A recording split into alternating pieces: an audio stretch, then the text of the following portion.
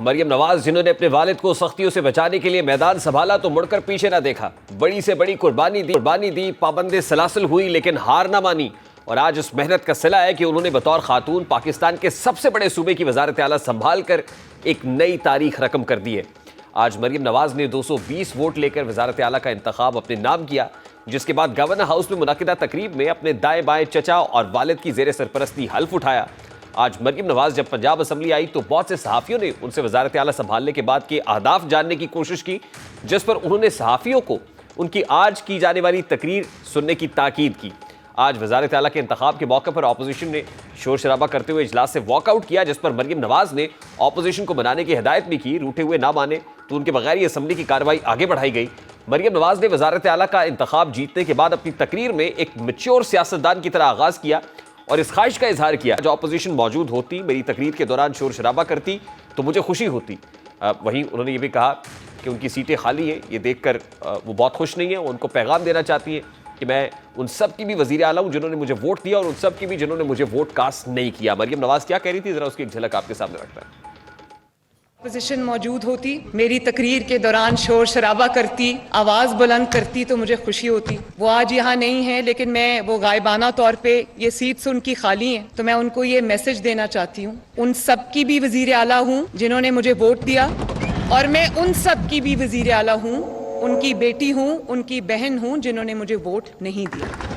مریم نواز نے آج اپنی پہلی تقریر میں ہی اپنے اہداف کا تذکرہ بھی کیا اور عوام کو بتایا کہ وہ کس طرح عوامی خدمت میں دن رات ایک کریں گی، جس کے لیے انہوں نے پلاننگ مکمل کر رکھی ہے۔ جو منشور انہوں نے پیش کیا، جس سے ان کی اسٹریٹجی یا روڈ میپ وزارت اعلیٰ کا دکھائی اور سنائی دیا، ذرا وہ بھی آپ کو دکھاتے ہیں۔ سینٹرز ہیں، ٹی ایچ کیوز ہیں، قابل ڈاکٹرز کی پریزنس کو یقینی بنانا، ادویات جو ہیں وہ پرووائڈ کرنا، یہ میری اولین ذمہ داری ہے۔ یہ میری state of the heart hospital ہو، ایک شہر کا مریض ہے اس کو علاج کے لیے دوسرے شہر نہ جائے۔ کاروبار کرنے والوں کو انسینٹیو دینا ہے، ان کو وہ ماحول دینا ہے جس میں ان کو کہیں بھی کوئی لائسنس لینا ہو، کوئی ان کو کنیکشن لینا ہو، ان کو کوئی تکلیف نہ آئے۔ ون ونڈو سولوشن ہم پرووائڈ کریں گے۔ میرا یہ دل کرتا ہے کہ پنجاب کے ہر ڈسٹرکٹ میں کم از کم ایک دانش اسکول ہو۔ میرا مشن ہے وہ پنجاب کے جو یوتھ ہے ان کی زندگیوں میں بہتری لے کر آنا۔ مریم نواز کی بطور وزیر اعلیٰ نامزدگی اور اس کے بعد منتخب ہونا اس بات کا باضابطہ اعلان ہے کہ شریف خاندان نے اپنے جانشین اور سیاسی چہرے کے طور پر انہیں آگے بڑھا دیا۔ اب یہ مریم نواز پر منحصر ہے کہ وہ تاریخ میں اپنے باپ اور والد کی طرح سپیڈ اور خدمت کی وجہ سے شہرت بناتی ہیں، یا پھر اپنے کزن حمزہ شہباز کی طرح چند ماہ میں ہی پردے سے آؤٹ ہو جاتی ہیں۔ آج کی اپوزیشن پہلے کی نسبت جہاں بہت زیادہ تگڑی ہو کر سامنے آئی ہے، وہاں پوری کی پوری نون لیگ پنجاب میں مریم نواز پر تکیہ کیے ہوئے ہے۔ مریم نواز کو کم وقت میں سخت مقابلے کا سامنا ہوگا، ان کے سر پر اپنی پارٹی کو پنجاب میں دوبارہ سے وہ کھویا ہوا مقام دلانے کا بھی بوجھ ہوگا جو کبھی مسلم لیگ نون کی پہچان تھا۔ ان کا سامنا پہلی دفعہ عملی سیاست میں اس مضبوط اپوزیشن سے ہوگا جسے پی ٹی آئی کے نام سے جانا جاتا ہے، ابھی سنی اتحاد کونسل ہے۔ اسی سنی اتحاد کونسل نے یعنی پی ٹی آئی نے پہلے پنجاب سے پیپلز پارٹی کا خاتمہ کیا اور اپنے پنجے مضبوط کیے، جس کے بعد اب نون لیگ کو ہدف بناتے ہوئے سخت مشکلات کے باوجود بہت سی کامیابیاں سمیٹ رہی ہے۔ نون لیگ جس نے تاریخ میں 2/3 اکثریت کا اعزاز اپنے نام کیا ہوا ہے، وہ اس مضبوط سیاسی حریف کے سامنے اب کیا کرے گی؟ اب تاوقت ہے کہ اب سمٹتی بھی دکھائی دے رہی ہے۔ وہ 2/3 والی جماعت وفاقی سطح پر سمٹ کر 75 نشستیں حاصل کرنے والی جماعت بن کر رہ گئی ہے، اور ان حاصل نشستوں میں سے بھی کئی ایسی سیٹیں ہیں جن پر شکوک و شبہات ہیں۔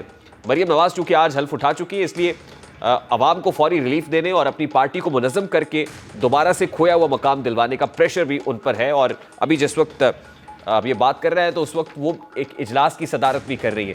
اپنے آفس میں پہنچی، گارڈ آف آنر بھی ان کو پیش کیا گیا، اور وہاں پر پرائز کنٹرول کمیٹی اور لا اینڈ آرڈر کے اوپر بھی ایک اجلاس کی صدارت کی ہے، یعنی انہوں نے باقاعدہ طور پر اپنے آفس کو ایزیوم کر دیا ہے۔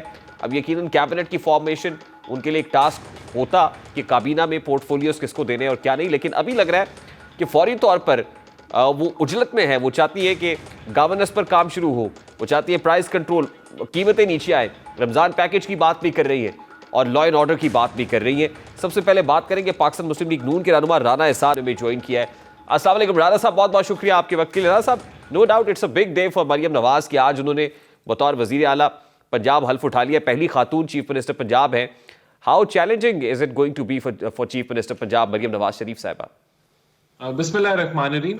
دیکھیں, سب سے پہلے تو خواتین کے لیے ایک بڑا ایک مائلسٹون ہے کہ پہلی وزیر اعلیٰ جو ہیں وہ خاتون وزیر اعلیٰ جو ہیں وہ پاکستان میں بنی ہیں. تو بالکل ایک تاریخی دن ہے ہر لحاظ سے, اور جو چیلنجنگ ہے, بالکل ایک چیلنجنگ انوائرمنٹ ہے, اور یہاں آپ کی لا اینڈ آرڈر کی سچویشن ہے, ایجوکیشن کے اندر چیلنجز ہے, بہت سارے بچے اسکولوں سے باہر ہیں. جو ان کی تقریر تھی, ایک بڑی کمپریہنسو تقریر مریم نواز صاحبہ نے دی, اور اپنا ویژن انہوں نے دیا, اور ایک پازیٹیو نوٹ پہ دیا کہ وہ انتقامی سیاست میں جو ہے وہ بلیو نہیں کرتی. وہ سمجھتی ہیں کہ سب کو ساتھ لے کے چلنا چاہیے ہے, اور اس خواہش کا بھی اظہار کیا کہ اپوزیشن کے جو ایشوز ہوں گے, ان کے ممبرز کے جو ترقیاتی کے کام ہوں گے ان کے حلقوں میں, ان کو بھی وہ وہاں سپورٹ کریں گی. تو میں سمجھتا ہوں کہ بڑی پازیٹیو نوٹ پہ انہوں نے باتیں کی, چاہے ہیلتھ ہو, ایجوکیشن ہو, یوتھ ہو, ویمن امپاورمنٹ ہو. اچھا دیکھیں, اس بات کا اظہار مریم نواز شریف نے بھی کیا کہ opposition should have been there. Opposition احتجاج کر رہی تھی, اور اس کی بنیادی وجہ یہ ہے کہ وہ اپنا حق مانگ رہے ہیں کہ جو ریزرو سیٹس ہے الیکشن کمیشن آف پاکستان کو دینی چاہیے تھی. اور یہی بات رانا آفتاب نے, جو نامینیٹڈ کینڈیڈیٹ تھے ان کی طرف سے چیف منسٹرشپ کے لیے, انہوں نے کی, لیکن بات نہیں سنی گئی. تو کیا یہ انجسٹیفائڈ نہیں تھا اپوزیشن کے ساتھ بھی, اور on the part of election commission of Pakistan بھی خاصا انجسٹیفائڈ تھا؟ دیکھیں, سب سے پہلے تو اس کا حکومت سے کوئی تعلق نہیں ہے, اس کا پی ایم ایل این سے کوئی تعلق نہیں ہے. اس کا تعلق آئینی طور پہ جو آزاد ادارہ ہے الیکشن کمیشن آف پاکستان, اس سے ہے. اور اس کی بیسک وجہ یہ ہے کہ یہ بعد میں انڈیپینڈنٹس نے یہ اس جماعت کو جوائن کیا, اور انہوں نے بر وقت جو ہے وہ ریزرو سیٹس کی لسٹیں نہیں جمع کرائیں. تو یہ ریزولوشن اس کا جو ہے وہ الیکشن کمیشن نے کرنا ہے. But how long does it take to take decision, sir? Election Commission of Pakistan should have decided نا, ابھی تک تو کوئی فیصلہ ہو جانا چاہیے تھا. تو آپ کنڈیم کرتے ہیں الیکشن کمیشن آف پاکستان کے اس بیہیویئر کو ایٹ لیسٹ؟ دیکھیں, یہ تو الیکشن کمیشن آف پاکستان سے پوچھنا چاہیے. دیکھیں, بات یہ کہ لوگوں کی خواہش ہوتی ہے کہ ان کا جو موقف ہے وہ بالکل ٹھیک ہے. اس کا پی ایم ایل این سے کوئی لنک نہیں ہے, اور نہ گورنمنٹ سے کوئی لنک ہے.